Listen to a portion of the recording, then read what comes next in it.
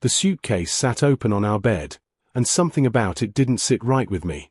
My wife was humming in the bathroom, that carefree melody she always sang when she was excited about something. I stared at the contents, a lacy red nightgown folded neatly between hiking socks, expensive perfume packed alongside mosquito repellent, and makeup, far too much makeup for a rustic camping trip. "Honey, are you sure you need all this for camping?" I called out, trying to keep my voice casual. She emerged from the bathroom, her hair in a messy bun, eyes bright. "Oh, you know me. I like to be prepared for anything. Besides, Sarah might want to take some photos by the lake. I want to look decent." But there was no Sarah. I knew that. This was supposed to be a trip with Derek, her guy best friend from college. They'd reconnected at a work conference 6 months ago, and suddenly he was in every other conversation. Derek this, Derek that. Derek was hilarious. Derek was getting divorced. Derek understood her in ways I apparently didn't. I'd met Derek once, briefly, at a company picnic. Tall, athletic, with that easy confidence that came from a lifetime of things working out in his favor. He'd shaken my hand with a grip just a touch too firm, smiled with teeth too white, and called me buddy 3 times in 5 minutes. My wife had laughed at all his jokes, touched his arm when she spoke to him, and I'd felt something cold settle in my stomach. "When exactly are you leaving?" I asked, watching her zip the suitcase closed. "Derek's picking me up at 6 tomorrow morning. We want to get there early to set up camp before it gets too hot."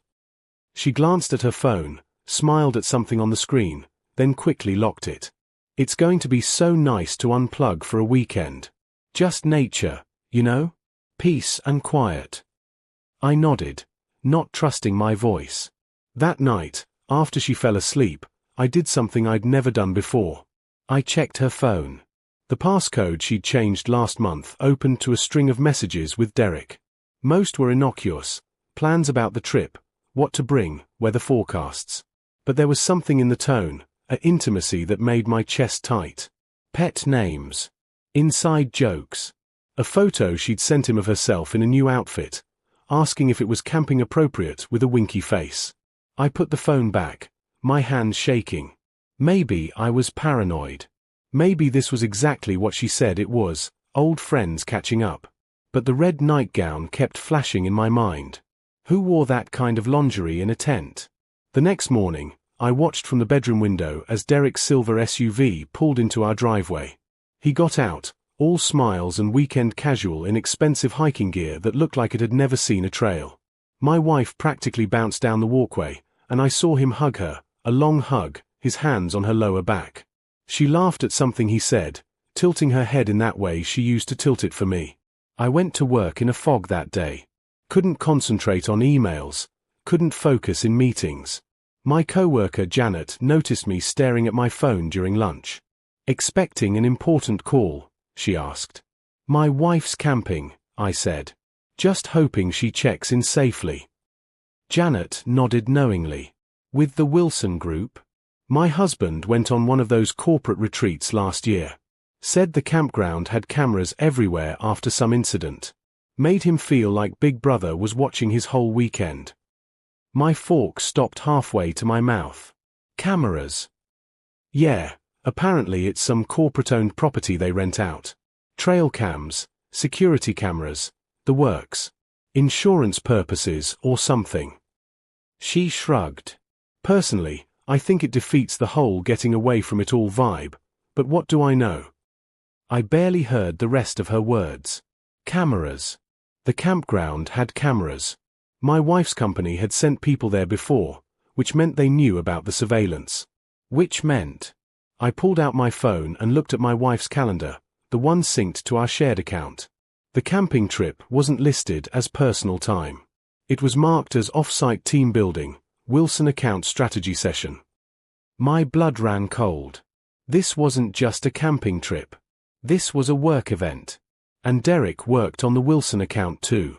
Saturday crawled by like a wounded animal. I tried to distract myself with yard work, fixing that loose gutter I'd been putting off for months, organizing the garage.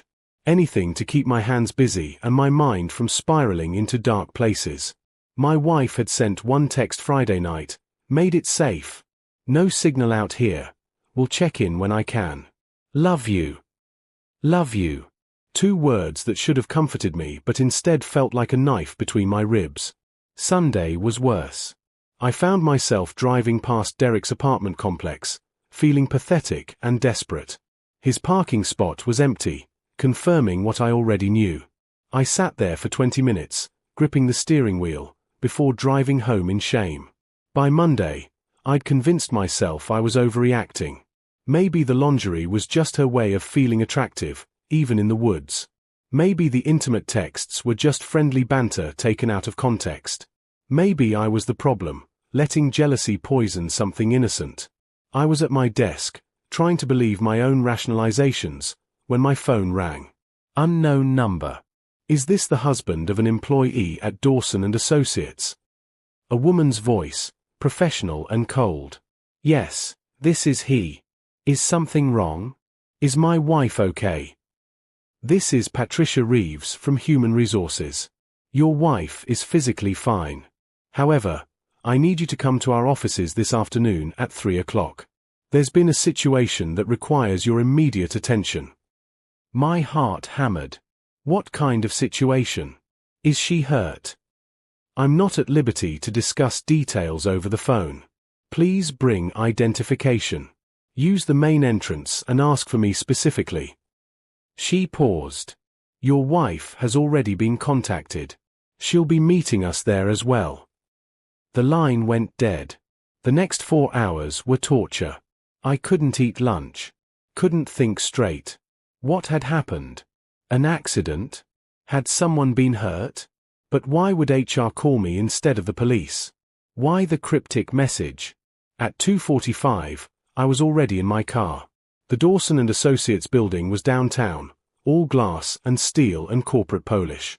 I'd been there a handful of times for holiday parties, always feeling out of place among the power suits and networking sharks. The receptionist checked my ID and made a call. Mr. Reeves will see you in conference room B, 4th floor. I thought I was meeting Patricia Reeves. Patricia is our head of HR. She'll be there with her husband, Richard Reeves, our legal counsel.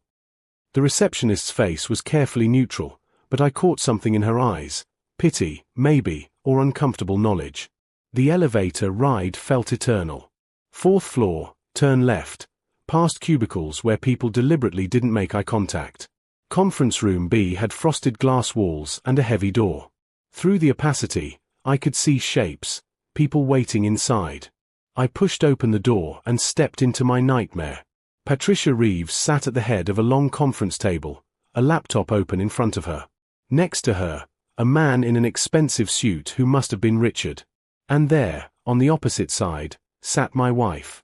She looked tired, her camping glow replaced by something else, anxiety, maybe, or fear.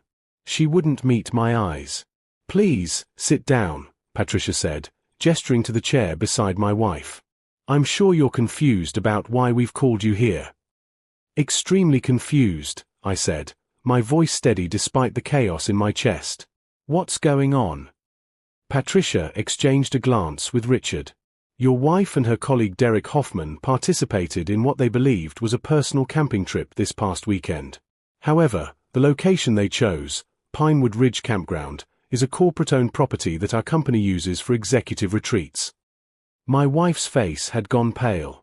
The property is equipped with security cameras, Patricia continued. Trail cameras on the main paths, motion-activated cameras near the facilities, and perimeter security throughout the grounds. This is clearly posted at all entrances and acknowledged in the liability waiver that all guests must sign. She turned the laptop around. The screen showed a paused video, timestamp visible in the corner.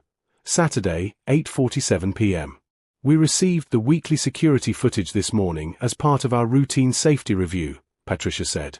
Her voice was professionally detached, but there was an edge of distaste underneath. What we discovered represents a serious violation of our corporate ethics policy, particularly given that both individuals involved are currently working on a major client account together. My wife found her voice. I don't understand. We were on personal time. What we did has nothing to do with. You signed into the property using your corporate account, Richard interrupted, his lawyer's voice sharp and precise. You received the discounted corporate rate. You listed it on your shared calendar as a work-related strategy session. That makes it company business, and it makes you subject to our code of conduct policies regarding professional relationships and integrity. He nodded to Patricia, who clicked the keyboard. The video began to play. At first, it seemed innocent enough. The camera showed a fire pit area, flames dancing in the darkness. 2 camp chairs were visible. Then 2 figures entered the frame, laughing, carrying drinks. My wife and Derek. We can fast forward through most of this, Patricia said quietly. But I need you to understand the scope of what occurred. She clicked ahead. The timestamp jumped to 9:23 p.m. My wife was sitting on Derek's lap now, his arms around her waist. They were kissing. Not a friendly peck. A deep, passionate kiss that made me feel like I was falling through the floor. Click. 10:15 p.m. They were dancing, if you could call it that. More like pressed against each other, swaying. Her head on his chest. Click. 11:02 p.m. The screen now showed a tent, dimly lit from within. Shadows moved against the canvas, unmistakable silhouettes. That's enough, Richard said. Patricia closed the laptop. The silence in the room was suffocating. I couldn't look at her. My wife, the woman I'd spent 12 years with, built a life with, trusted completely, sat inches away from me, and I couldn't look at her. There's more footage from Sunday, Patricia said, her tone suggesting she took no pleasure in this. But I don't think anyone needs to see it. The point has been made. This is a violation of privacy, my wife said suddenly, her voice shrill with desperation. You can't just spy on people, Anne. You signed a waiver, Richard cut her off, sliding a document across the table. This is your signature, correct? Acknowledging the security measures, agreeing to the terms of use for the corporate property. She stared at the paper, her face crumbling. I didn't read it all. Derek handled the check-in. That's not a legal defense, Richard said coldly. You're both adults. You're both senior enough in this company to know better. And now we have documentation of conduct that violates at least 3 sections of our ethics policy. He ticked them off on his fingers. Misrepresentation of company resources for personal use. Inappropriate relationships that could compromise professional judgment on a major account. And conducting yourselves in a manner that brings disrepute to the company. Where is Derek? I finally managed to ask, my voice sounding strange and distant in my own ears. Mr. Hoffman had a very different reaction to being called in, Patricia said. He became aggressive, accused us of entrapment, made some threats about lawsuits. He's currently meeting with his own attorney. My wife let out a small sound, something between a sob and a gasp. You can't fire us over this. It's not illegal. What we did on our personal time. It wasn't personal time, Richard repeated. And we're not firing you. Yet. That's actually why we've brought your husband in today. I finally turned to look at Patricia. I don't understand. She took a deep breath. We have a responsibility to handle this appropriately, which means documenting the incident properly. Given the nature of what occurred, and the fact that you appear in company communications as your wife's emergency contact and are listed on her benefits as her spouse, we felt you had a right to be informed directly rather than learning about it secondhand. How thoughtful, I heard myself say bitterly. We're also recommending that both parties seek counseling, either individually or as couples, depending on their choices going forward, Patricia continued.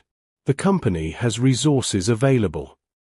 I don't want your resources, I said, standing abruptly.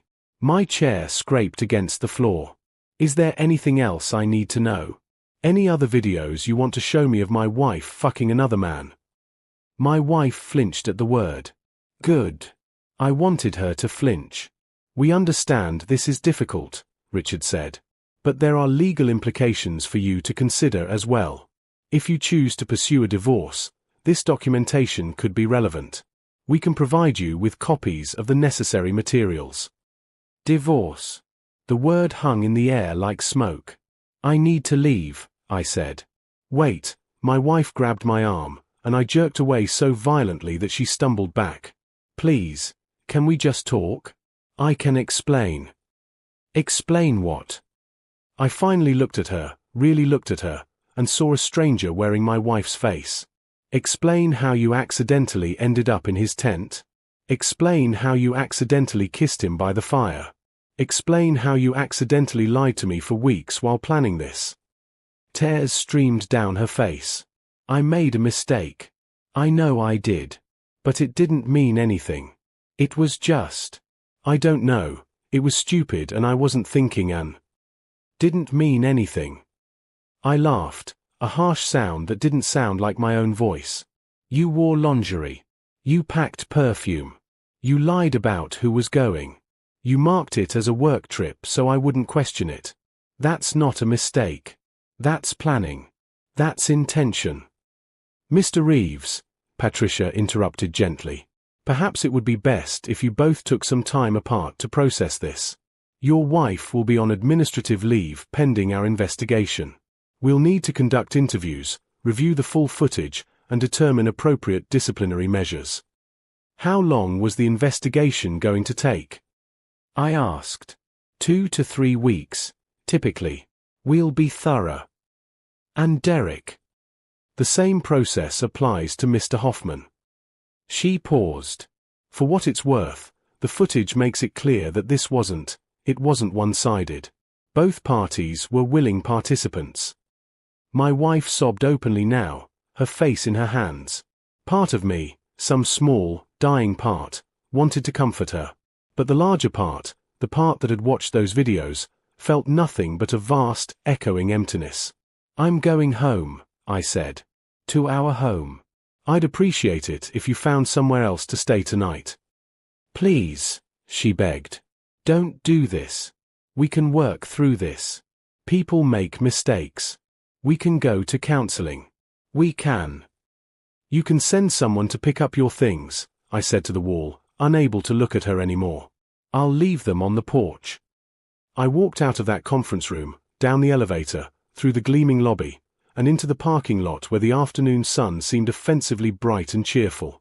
I sat in my car for a long time, gripping the steering wheel, not crying, not screaming, just breathing in and out until my hands stopped shaking enough to drive. My phone buzzed.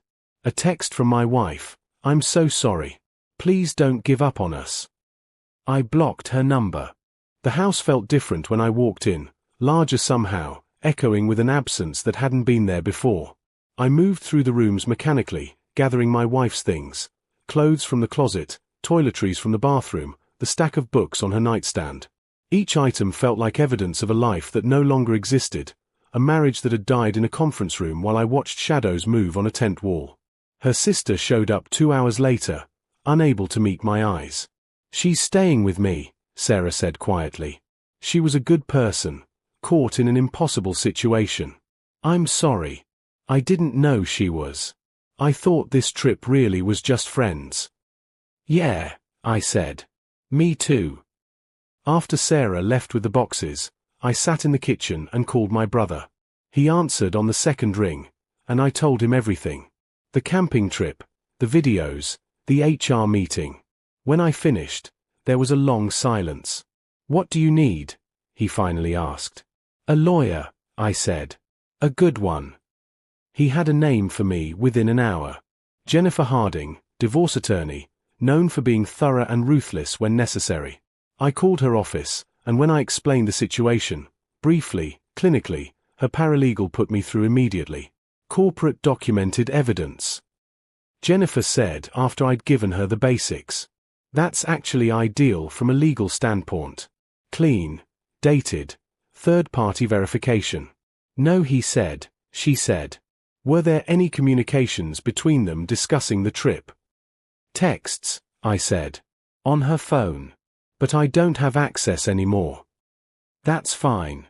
If she used company email or messaging at any point, we can subpoena it.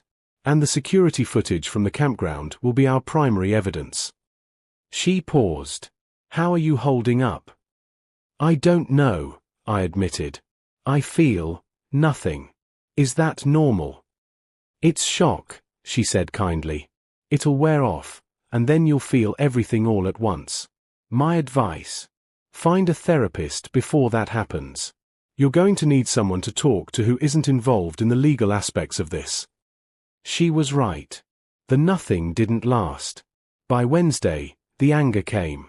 I found myself slamming cabinets, throwing things, shouting at empty rooms. How could she?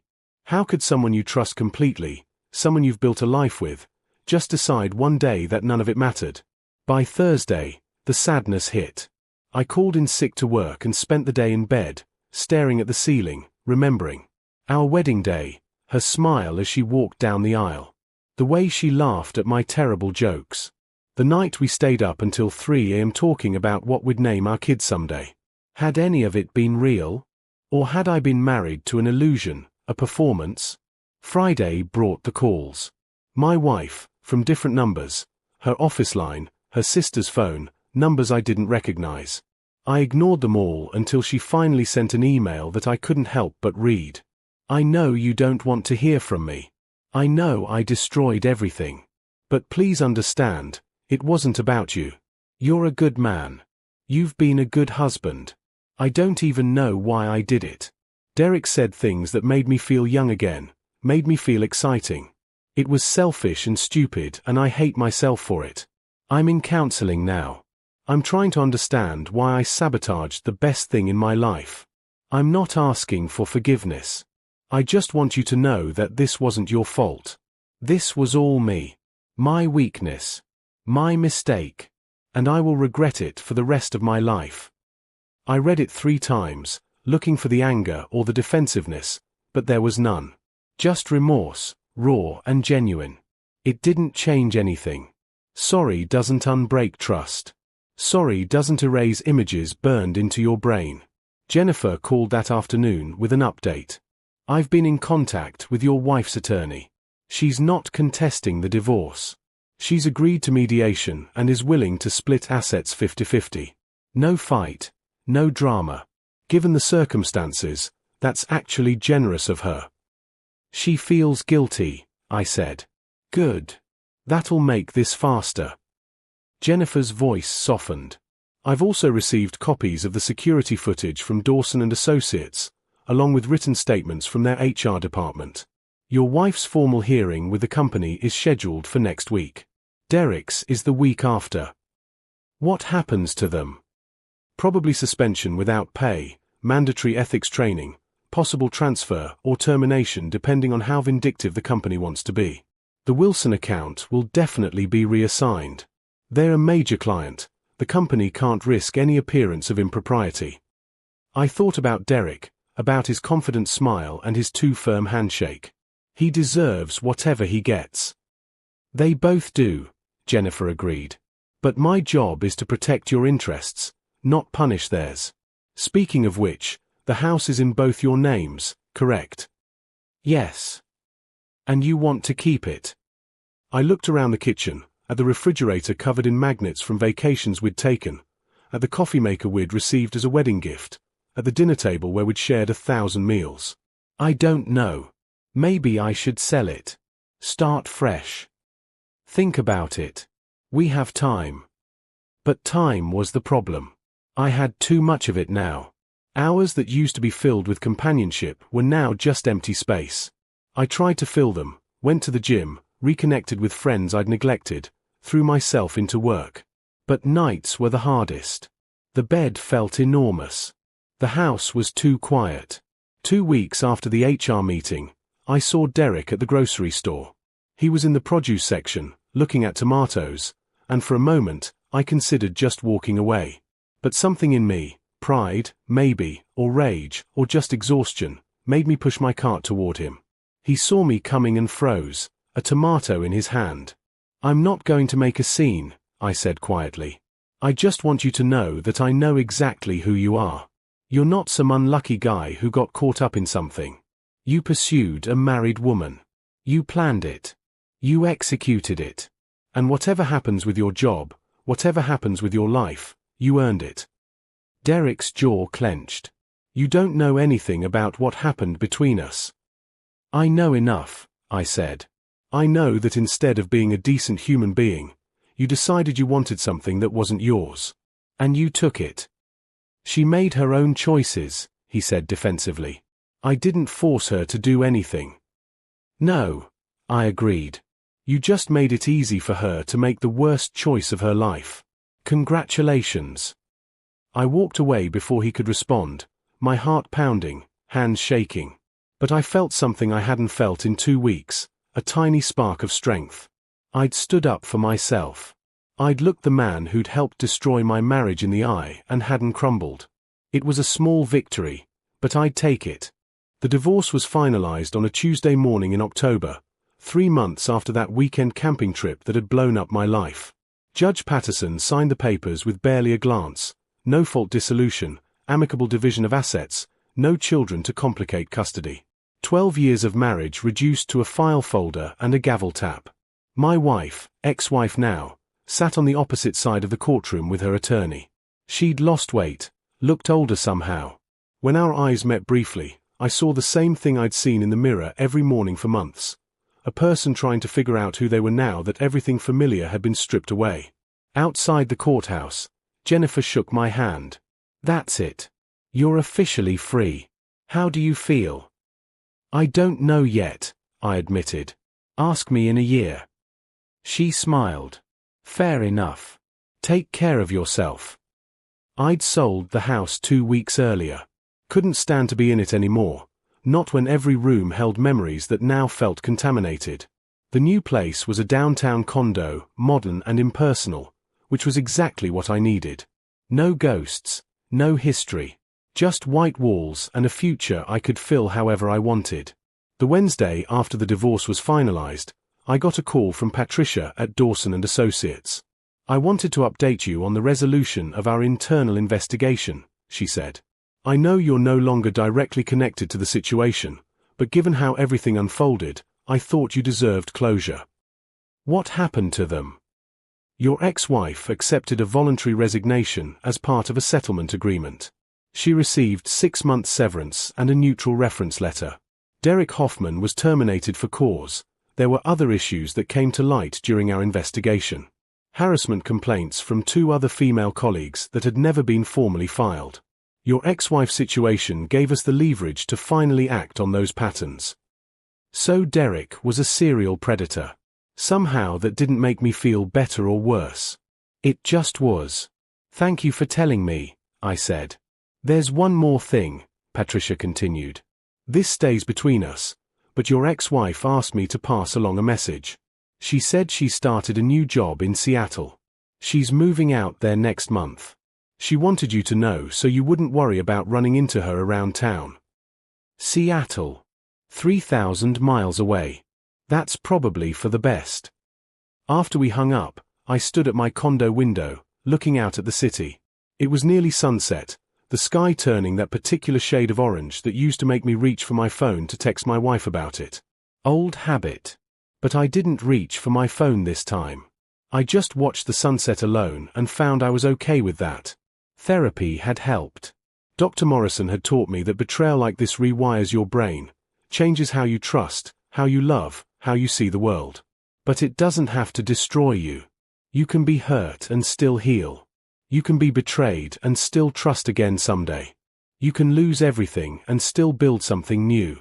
You're not starting over, she told me in our last session. You're starting different. There's a distinction. You have wisdom now that you didn't have before.